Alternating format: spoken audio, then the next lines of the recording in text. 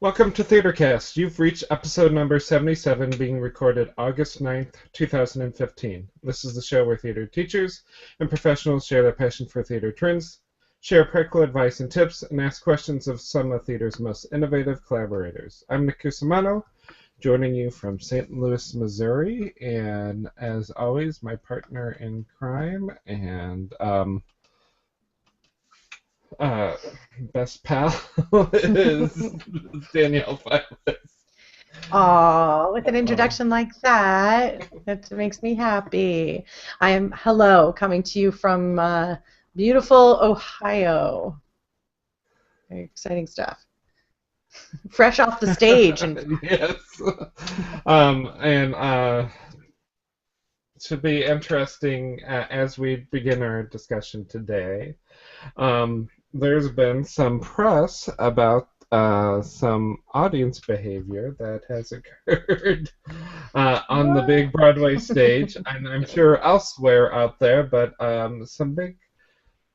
some interesting things dealing with cell phones mostly, and some other types of things. So we thought we'd kind of discuss this trend in the news as one who has dealt with it from the house manager point of view and dealing with it from an actor point of view. I'll leave that to Danielle to talk about that a little bit more because I she's, hear a rant. she's I been feel a on rant coming on. she's been on stage a little bit more than I have recently.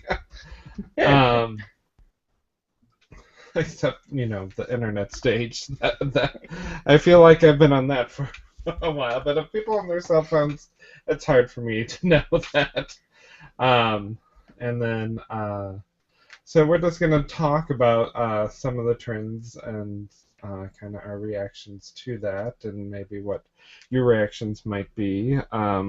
As one who has a smartphone, I know they can be very, very addicting.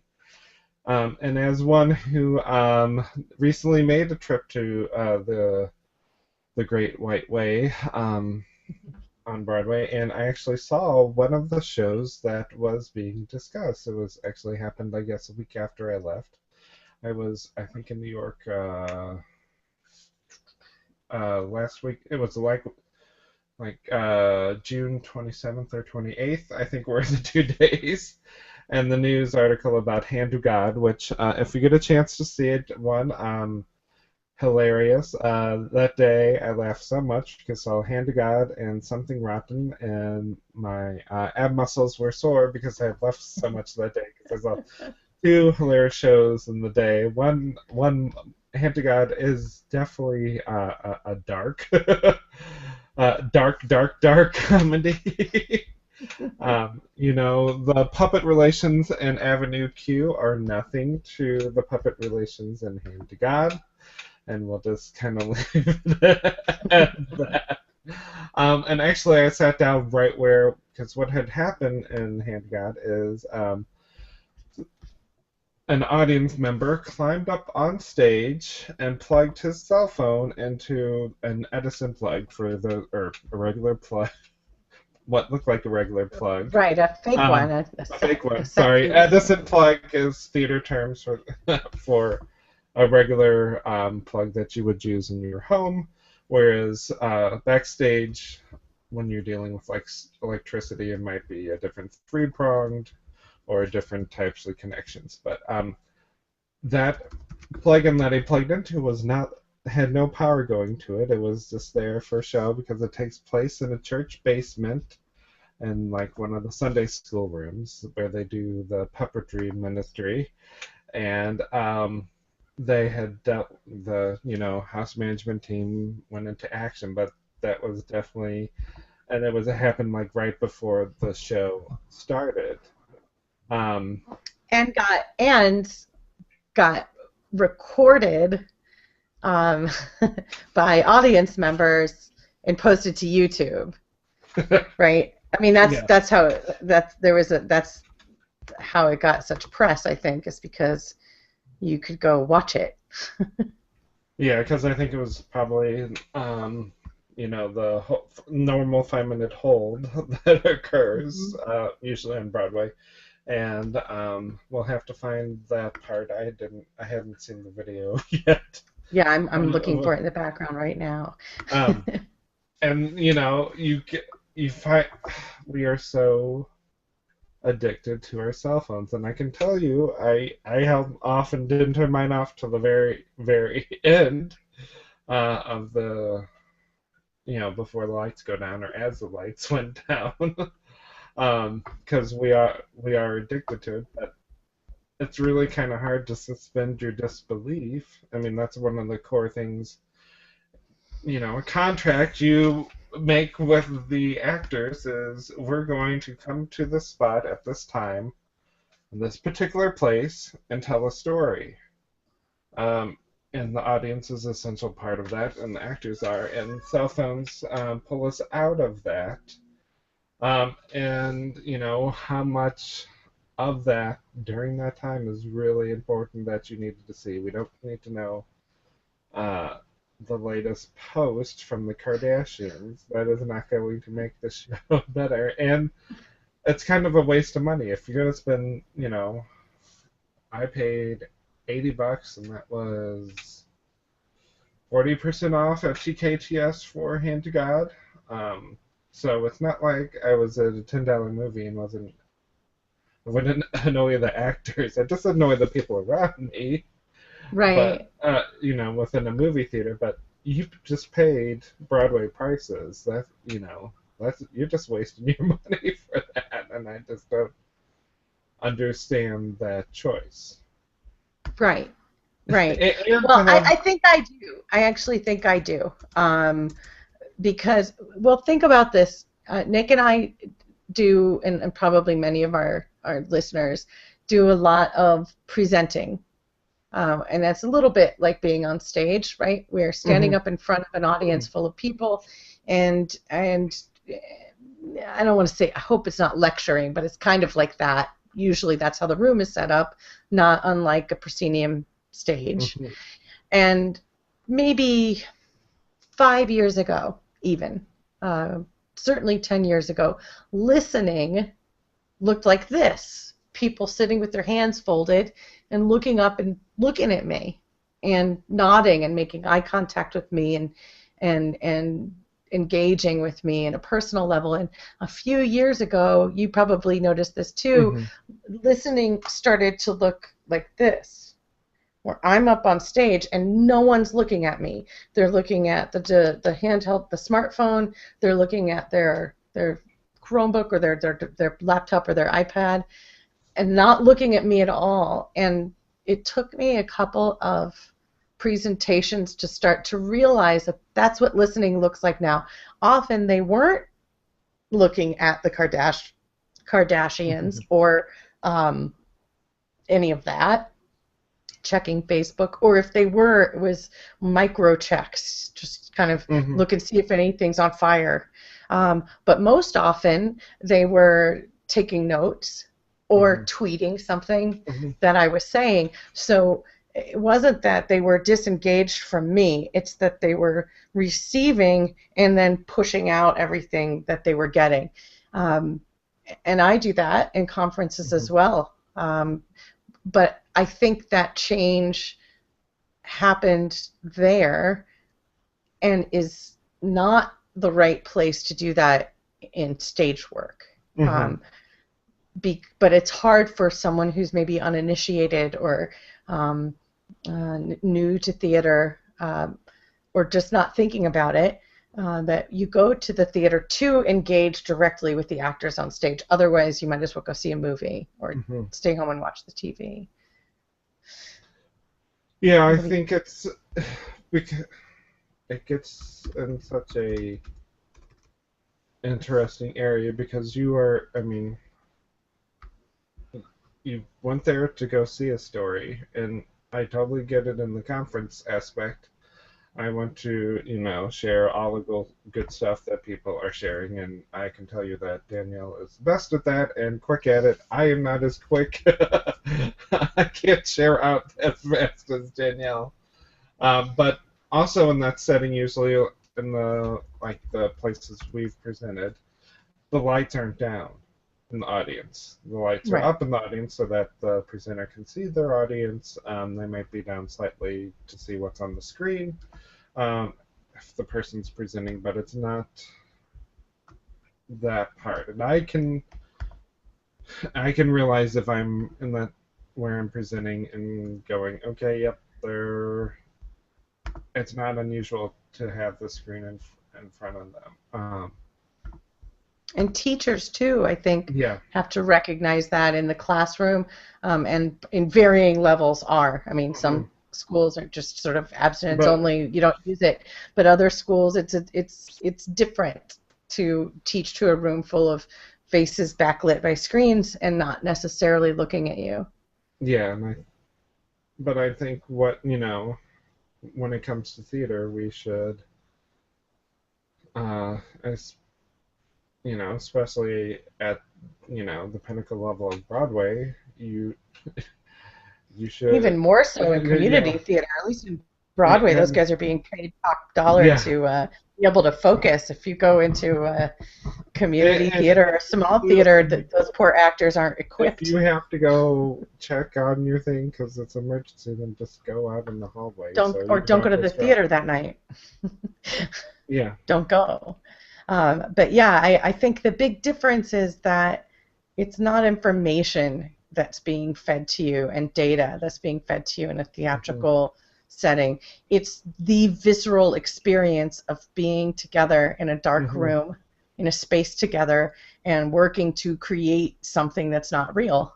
Yeah, and I think if you zone out and are on your phone, you miss the magic. I can think on my hand those moments where you're transported watching something on the stage. I saw a show called Woody Guthrie American Song in 1990.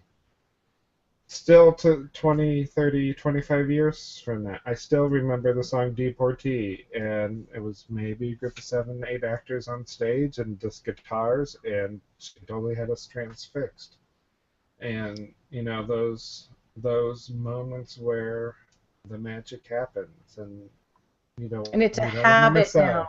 It's a habit of mind when something cool happens. The first thing people do is try to record it. Hmm. Um, and sometimes that's okay. Well, and I can give you an example where that might be okay. That happened that weekend because the weekend I was there was that Friday of the Supreme Court announcement of Mm. same-sex marriage. I saw Should Have Been You. Um, and we I think discussed this in a previous episode. I think the one from when I was in New York. When you were actually on the street. Yeah, Yeah. on the street.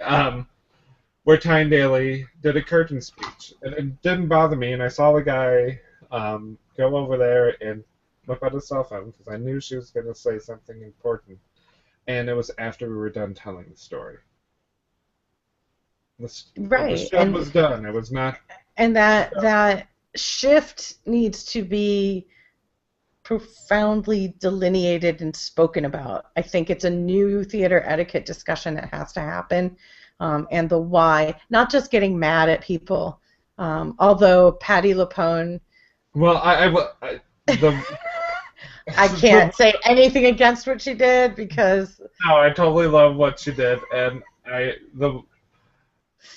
she is a storyteller through and through, and nothing's gonna get in her way of telling the story. And she may get some flack for how she chooses to do that, but I think she was very quick and they learned their lesson. Guessing they learned their lesson.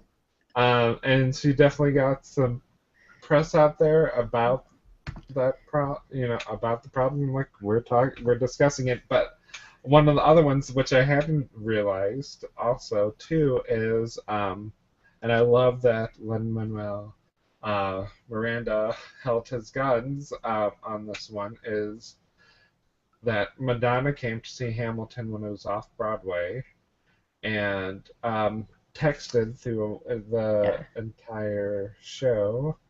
And can you imagine that? So you're up there acting on stage in the sea of blackness out there.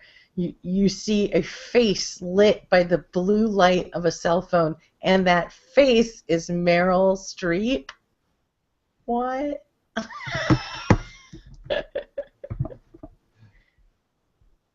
It was, yeah, well, hopefully Meryl Streep wouldn't do, but Madonna Oh, certainly what did I did. say? Meryl Streep. Sorry, I'm ADHD. I love Meryl Streep. She would never do that. She would probably have thrown a wine bottle at anybody who did it. Madonna, Yeah. however, felt that she's Madonna. That, I love that he held to his guns because there is that sort of, if you're a celebrity, you sometimes can ask to go backstage. Right. Broadway, get your selfie with whoever, if you really enjoy the show, it's good for them. It's good for the show and good for them. Uh, Good for the artist or actor or whatever. But I love that he held to his guns and said, "No, thank you. I don't want you back here since you didn't watch my show." Right. Yeah, you don't get that. I love it. There's a great article, I popped it in the show notes, by one of my favorite writers in Chicago, Chris Jones. Yay, Chris Jones. I read everything he writes. And it's a Chicago Tribune article talking about the, let me get the title, Patti LuPone, anti-cell phone diva, gets all charged up. That's what his headline is. And he talks about sort of the clashes, as he puts it, between artists and technology wielding patrons.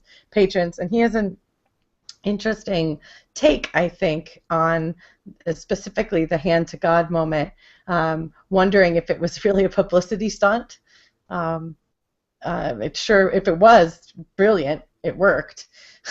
Here we are talking about it, that it's kind of, somebody was smart enough to know that this is a discussion that's starting to happen right now, and that it's skepticism about the story comes because the ushers were there ready, at the ready. Somebody was there recording it, and that it kind of got more butts and seats, if you will, because of the story itself. I thought that was, if I have to say, if that's the case, brilliant marketing idea.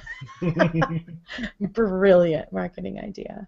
But I wonder on whom it falls, this education that clearly needs to happen.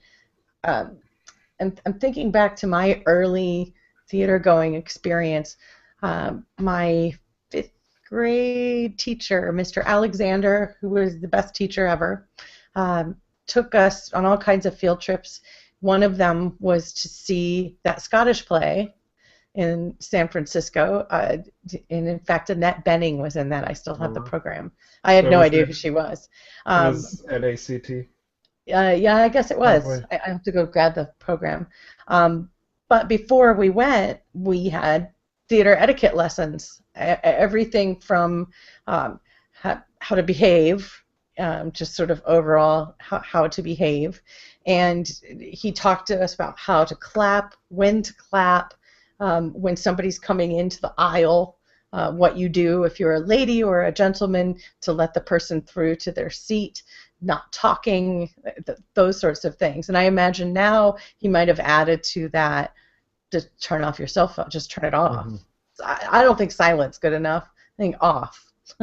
You don't need to be looking at it. And if I had mine on, see the little green light, that makes me want to look and see who wants me. Mm-hmm. But if I have it off, I'm not going to see that, and I don't need it. I turn it on as soon as intermission comes and tweet about how great the show is. Mm-hmm. But I think it's a discussion that needs to happen, and I don't think it's a surprise. I don't think it's the end of humanity. I don't think it means people are jerks necessarily. But I do think that it's an obvious extension of the change that is happening because of the ease of access of technology. Mm-hmm. Yeah, it gets to be an interesting thing because I, as a teacher, I work with kids on shows, but every year when we go to the Thespian Festival, I have to take a moment and say, yeah, I'll work with you on shows, but how often do I sit with you in shows? Maybe twice a year, or Thespian Festival weekend, and if we can, a field trip. Hmm. And I always have to remind myself to have that chat because if I don't, then I have that. I can't believe you're doing that. Will you be quiet? Or what are you doing? Or stop hooting and hollering? Or it is interesting when you get to the thespian That's a festival whole other level. animal. That is a whole other animal because any sort of affection that's on stage gets, there's a touching moment. Everyone goes, oh, and then Yeah. if they're kissing, then it's hooting and hollering. If someone has a monologue where they tell someone off, there's a big reaction. yeah, and that's its own hormonal beast. I do try to reiterate that to him. I also remind them that you never know who's around you. And don't start trash talking a show because you never know. The director could be sitting right behind you. You don't know that. If you love the show, you can say that out loud. But if you're going to start trash talking, you got to wait till you're in the privacy of your own room to trash talk, and you shouldn't trash talk. You should offer some constructive criticism.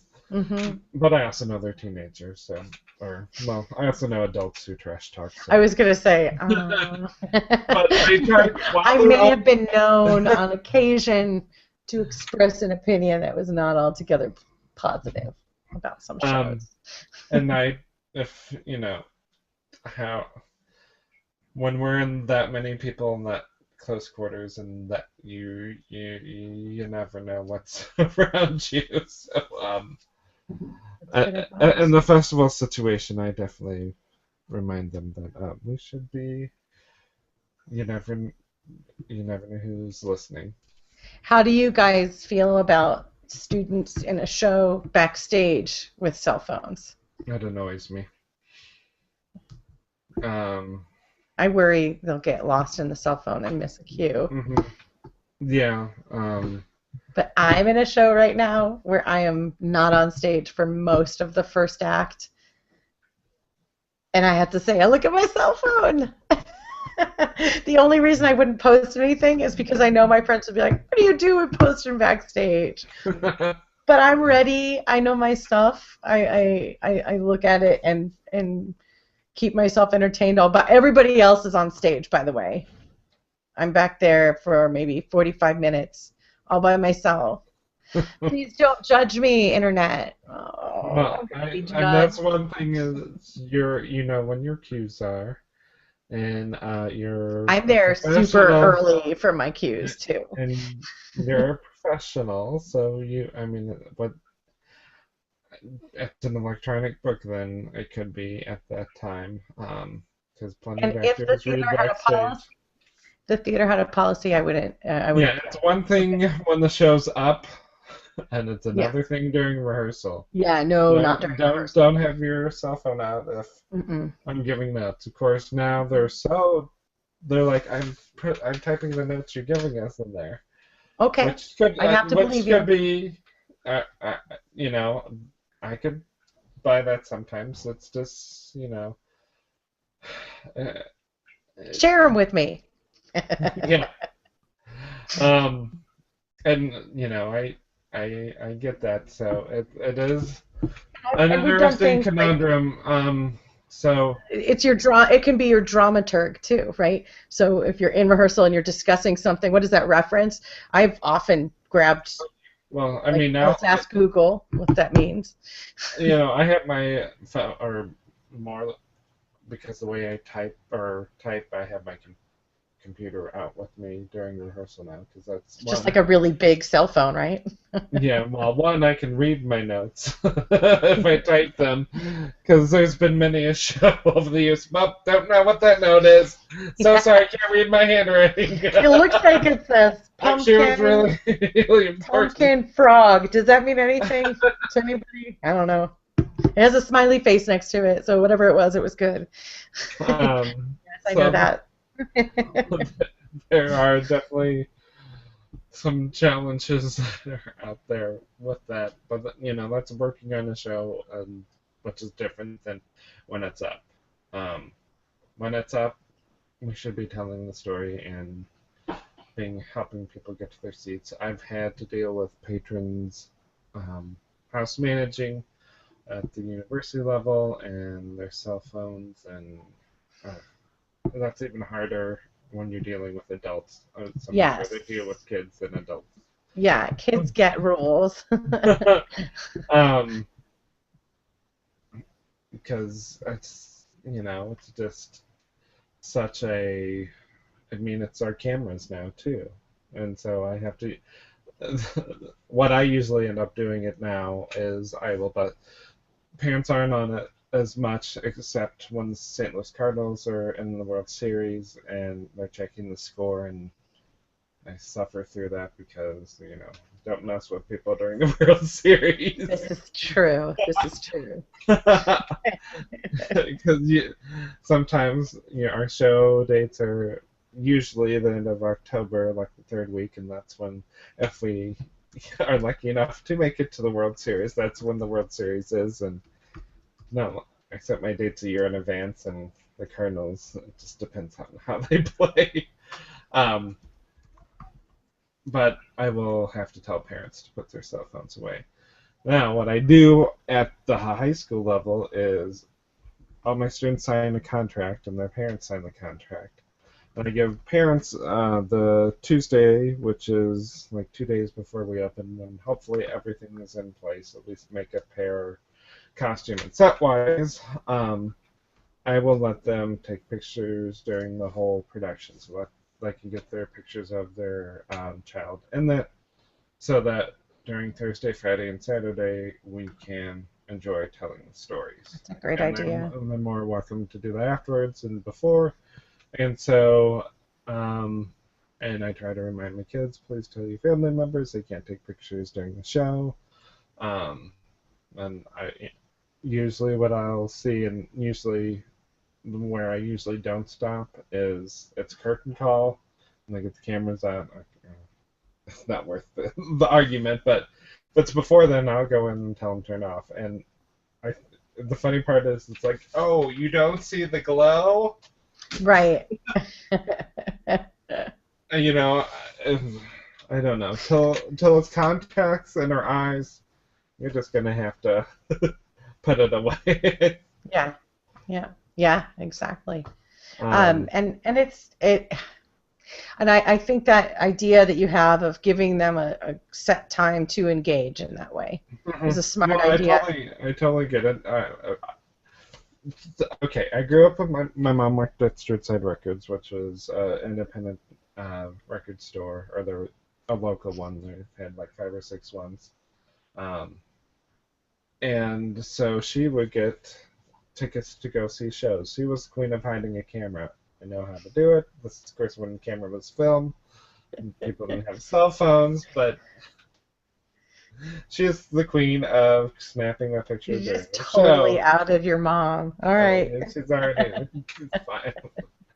I learned a couple of. Well, still doesn't work as well for me because I don't carry a purse, so I can't smuggle it in that way. That makes it difficult. Yeah. But she, Excuse me. But she is also pretty sly about it too. She's quick, take it and put it back away. But people aren't that way much anymore. No. And it's just wrong. It's against. Often you're breaking some laws when you do that. Yeah, you just shouldn't do it. But giving people that set time, I've seen theaters do that too. Inviting patrons to check in on Facebook and tell people that they're there before the show starts. And I've seen a couple of shows where they involve tweeting as part of it. And that's a hashtag tweeting is part of the show where it's there's like a back channel, yeah. A broadcast around the stage, but no, improv you're has done engaging. That too. interesting way of collecting improv is having someone text it. That's a Yeah. new and different way of getting that information. But it's pretty. If we could, people understand, unless unless stated, cell phones should be put away, candy wrappers should be unwrapped. A lot of theater, we do an announcement beforehand. Welcome to the production of whatever it is. The reminder, Got your cell phone. photography Yeah. or cell phones are allowed. Put I it don't in the think people even hear program.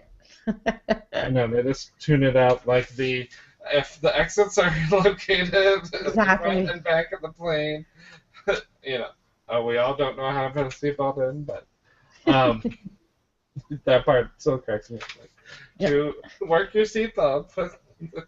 And look, Hey, I remember being a little kid all alone on my first flight, and I was all freaked out that I wasn't going to be able to do it. So I was glad that person was up there teaching me. but it's just you came to the theater to see a story, and actors were there to tell a story, and the And more than technicians and all see that. it. And more, I think And be theater is more than yeah. that. You're part of it. Hmm. Just we were just talking about this backstage today that the difference an audience makes is so massive. Hmm. Um, when you have a low energy audience, I find myself pumping my energy up to make up for it. When it's a really high energy audience, I feel like I'm sort of teasing it out of them, like not giving them as much as they want to keep them on the edge of their seats. So it goes both ways, that energy. Yes, there's energy going out from the actor to the audience, but it comes back too. Hmm.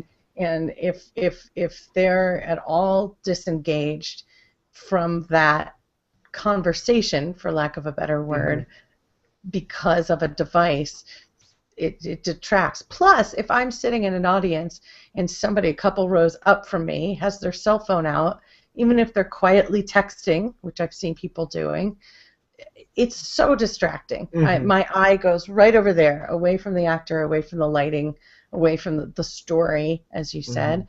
My eye goes right over there. For a while, I was one of the founding editors of now defunct, but a website here called Theater Vault, where we would go out and review shows. The major newspaper here doesn't review anything but the tours that come through, pretty much, and a couple of the big houses. So we went and tried to review whoever invited us to go review. And I had to make a reviewer's etiquette and turn off your cell phone. Shockingly, was one I had to write. And had to enforce, and it was a difficult one to enforce. Turn off your cell phone during the show. Turn it off. Don't be texting during a show. Couldn't believe that I had to tell adult theater goers this, who are writing reviews. They've got some professional attitude behind them, and they still want that cell phone out. But I don't think they recognize how distracting it is to Hmm. not only the actors, but to the people who paid, like you said, $80 and more if you're on Broadway, 10, $20 in semi-pro and amateur theater. Hmm. Yeah, so I think our tech tip for this week is to turn your cell phone Sometimes it's a good idea to just turn it off. And off. I'll go see a show if it's one I'm confident is going to be good, or I have friends in it. I'll check in on Facebook at the show and Hmm. tag everybody I'm there with, say something clever, Hmm. or that I think is clever, and then Yeah. maybe I'll at intermission check and see what went on in the world. When I was at the American Theater Company in Chicago, they did. Gosh, I saw a fantastic show when I was visiting called Projects. Uh, just stunningly good show, but it was during the Blackhawks playoffs. Uh, Oh. so as soon as intermission went, they did something smart at intermission. They had on a screen projected on the stage a timer of the countdown of the intermission, which was very smart too. But everybody got their cell phones out. It was checking the score. Hmm. They had Yeah, two so that intermissions. we'll announce the sports scores if need be. Yeah, yeah, which is a good idea. I mean, you can't go completely against the flow. Yeah, You have to considering we submit. were uh, in Chicago for the Blackhawks playoffs. You know. Together. You know uh, how wild it gets. yeah, Yeah. and then Yeah. we were at that restaurant, and the rain came down, and there was no game to be seen because the rain had interfered with Yeah. the People were afraid. satellite. So people got out their phones. Yeah. Go Blackhawks, by the way. It's a lot of So fun. too much fun. So we've shared some links below, and that'll be as part of the post for the show. So you can read about what occurred on Broadway, and also some general advice for theater goers. And just remember why you're there. I mean, it is. It, but I love technology. It's part of my Twitter handle.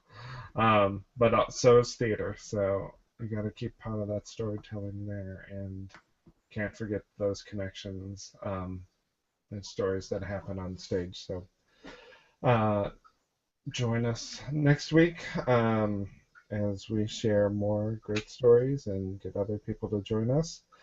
Uh, if people need to find you on the interwebs, how can they do that, Danielle? Um, After the show gets out, they can look me up on the old Twitter at Ms. Filas, MSFILAS, or you can go to my website, edunerdhq.org. How about If they you, want to Nancy find me, C? it's edtech, the number for theater, RE at the end, not ER, and edtechfortheater.com. And don't forget to share TheatreCast.org with all your friends and family. And also on this episode, if you have some free time this week, my son and I did a Dub Smash video, and we need like 600 votes to be right now to be able to win a contest to see something rotten for free. Because my son, after coming home and seeing that, I had played it for him. He has become obsessed with it and would like to go see it.